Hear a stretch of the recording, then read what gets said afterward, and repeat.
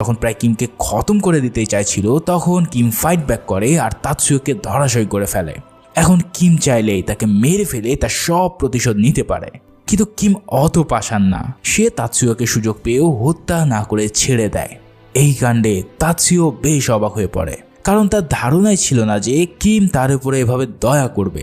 কেউ কাউকে মারেনি দেখে দুজনকেই সারা রাত বরফের মধ্যে ঝুলিয়ে রেখে শাস্তি প্রদান করে রাশিয়ানরা।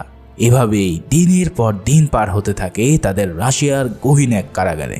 এই কারাগারের একটা নিয়ম ছিল, যদি কারো ফ্রস্টবাইট মানে ঠান্ডার কারণে অঙ্গহানি হতো তাহলে তাকে পুড়িয়ে মেরে ফেলা হতো। ঠিক সেভাবেই নিজের টিমের একজন লোক ফ্রস্ট বাইটে আক্রান্ত হয়ে মারা পড়তে থাকে সোভিয়েতদের হাতে। ওদিকে দেখা যায় কিমের এক বন্ধু খাবার খাওয়ার জন্য চুরি করতে যায় একটি গোডাউনে। অ্যান্থনি সেখানে পৌঁছে তাকে ধরে ফেলে আর বলে, তুই কি মরতে চাস নাকি? রাশিয়ানরা আসার আগেই তুই এখান থেকে পালিয়ে যা। কিন্তু ততক্ষণে রাশিয়ানরা সেখানে এসে পড়লে অ্যান্থনি পড়ে যায় এক মহা সমীকরণে। এখন সে কি করবে? তার বন্ধুকে বাঁচাবে নাকি নিজেকে রক্ষা করবে? অ্যান্থনি এমন অবস্থায় নিজেকে বাঁচানোর সিদ্ধান্ত নেয় আর রাশিয়ানদের হাতে তার বন্ধুকে চোর বানিয়ে ধরিয়ে দেয়। তার বন্ধু অ্যান্থনির পায়ে পড়তে থাকে আর বলে, দোস্ত, তুই আমাকে মিথ্যা বলে ধরিয়ে দিলি কেন? তোর তো অনেক ক্ষমতা, প্লিজ ভাই আমাকে বাঁচা। কিন্তু অ্যান্থনি তার কোনো কথাই কান দেয় না। এরপর সে মিথ্যার অপবাদে তার বন্ধুকে যখন ফাঁসি দেওয়া হয় তখন অ্যান্থনির চোখেও পানি দেখা যায়। কিন্তু অ্যান্থনি বুঝে গেছে এখানে টিকে থাকতে হলে আবেগ বা বিবেক নয়, শক্ত হৃদয় করেই তাকে বাঁচতে হবে। তবে এমন নিষ্ঠুরতা কিম জুন কোনোভাবেই মেনে নিতে পারে না। তাই সে অ্যান্থনিকে মারতে মারতে বলে, তুই নিজের সাথে আপন বন্ধুকেও ছাড়লি না, তুই মানুষ থেকে অমানুষ হয়ে গেছিস। এই সব শুনে অ্যান্থনি বলে, হ্যাঁ আমি অমানুষ হয়ে গেছি, কারণ এখানে অমানুষ না হলে তুইও আমার হাত থেকে বাঁচতে পারবি না। এমন এক পরিস্থিতিতে আসলে কারই বা কি করার আছে? এক রাতে তাৎসুয়ো দেখতে পায় এত কিছুর মধ্যেও কিম তার ট্রেনিং ঠিকই চালু রেখেছে। তাৎসুয়ো বুঝতে পারে এই চ্যাম্পিয়ন হওয়ার নেশা কিমের রক্তে বইছে, ঠিক যেমন তার রক্তে বইছে জাপানি এম্পায়ারের প্রতি অগাধ ভালোবাসার। এভাবেই দিন পার হতে থাকে আর একদিন অ্যান্থনি একজন জাপানি সৈনিককে মারতে গিয়ে তাকে প্রাণেই মেরে ফেলে। তাৎসুয়োর ব্যাটালিয়নের একজন লেফটেন্যান্টকে মেরে ফেলার জন্য এবার সব কমান্ড ভেঙে তাৎসুয়ো অ্যান্থনির উপরে চড়াও হয়। সেই সাথে কিম সেখানে এসে তাদেরকে আটকানোর চেষ্টা করে, কিন্তু অ্যান্থনি তাকেও মারধর শুরু করে দেয়। ফলে সেদিন এই কারাগারে এক বিশাল ক্যাচার লেগে যায়। এর ফলাফল স্বরূপ যারা যারা অ্যান্থনিকে মেরেছে ও গ্যাঞ্জাম বাঁধিয়েছে তাদের সবাইকে মৃত্যুদণ্ড নির্ধারণ করা হয়। ফায়ারিং স্কোয়াডে নিয়ে গিয়ে প্রথমে এক গ্রুপকে মেরে ফেলা হয়। এরপর কিম আর তাৎসুয়োর পালা। এখন অ্যান্থনি কি করবে? সে কি পারে না তার বন্ধুদের প্রাণ রক্ষা করতে? কিন্তু অ্যান্থনি এখানেও তার চোখের পানি ফেলে ঠিকই, কিন্তু তাও সে হৃদয়হীনভাবে দাঁড়িয়ে থাকে। তাদেরকে রাশিয়ানরা শুট করতেই যাবে, ঠিক সেই মুহূর্তে বিশাল এক সাইরেন বেজে ওঠে।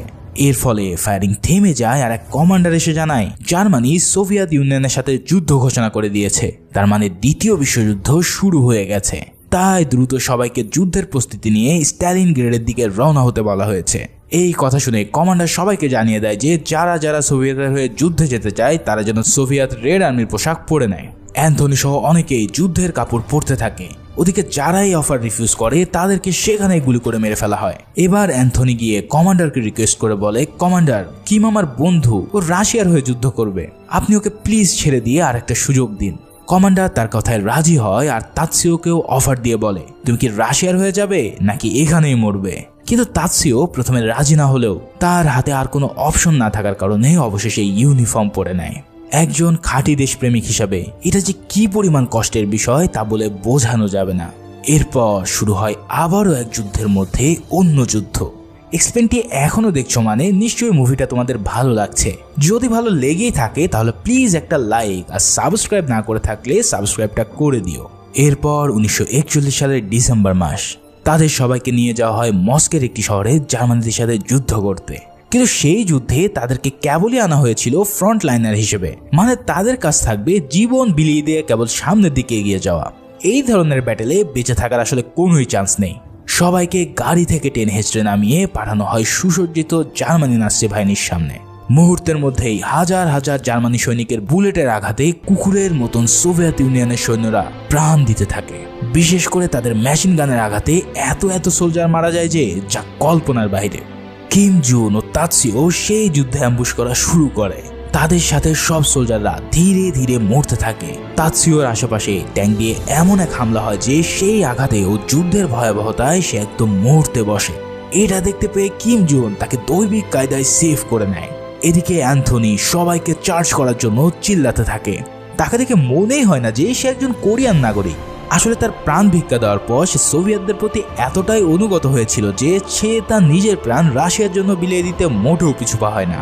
এভাবেই একতরফা যুদ্ধের মধ্যে রাশিয়ানরা যখন পালিয়ে যাচ্ছিল তখন রাশিয়ান কমান্ডার তাদের নিজেদের সৈনিকের উপরেই গুলি করতে থাকে। এই দৃশ্য দেখে তাৎসুয়োরও সেই দিনের কথা মনে পড়ে যায় যেদিন সেও ঠিক একইভাবে সৈনিকদের হত্যা করেছিল। এই সময় সে রিয়ালাইজ করতে পারে সেদিন তাৎসুয়ো আসলে অনেক ভুল করেছিল। এভাবেই একটা সময় অ্যান্থনির গায়ে গুলি লেগে সে মৃত্যুর কোলে ঢলে পড়ে।